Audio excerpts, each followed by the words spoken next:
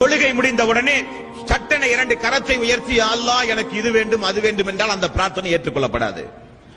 பிரார்த்தனைக்கென்ற ஒரு வழிமுறை உண்டு, விதிமுறைகள் உண்டு. முதலில் நீங்கள் அல்லாஹுவை புகழ வேண்டும். இரண்டாவது நபிகள் நாயகம் ஸல்லல்லாஹு அலைஹி வஸல்லம் அவர்கள் மீது நீங்கள் ஸலவாத் சொல்ல வேண்டும். மூன்றாவது தான் நீங்கள் உங்களுக்காக வேண்டி துஆவே செய்ய வேண்டும். இது துஆவினுடைய முறை. எடுத்த உடனே நாம் நம்முடைய தேவைகளுக்காக வேண்டிய அல்லாஹ்விடத்திலே கேட்டால் அந்த துஆ வானத்திற்கும் பூமிக்கும் இடையிலே அந்தரத்தில் தொங்கும் என்று ரசூல் ஸல்லல்லாஹு அலைஹி வஸல்லம் அவர்கள் கூறினார்கள்.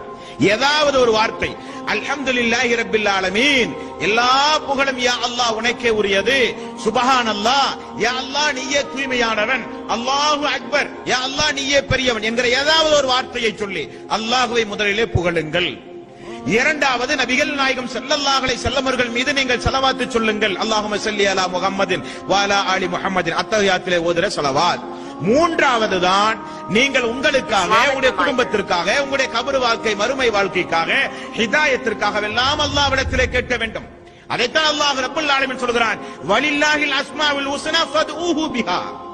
அல்லாஹ்வுடைய திருநாமங்களை மையமாக வைத்து அல்லாஹ்வுடைய அழகிய திருநாமங்களை கொண்டு அல்லாஹ்வை நீங்கள் ஒவ்வொருவரும் அழையுங்கள்.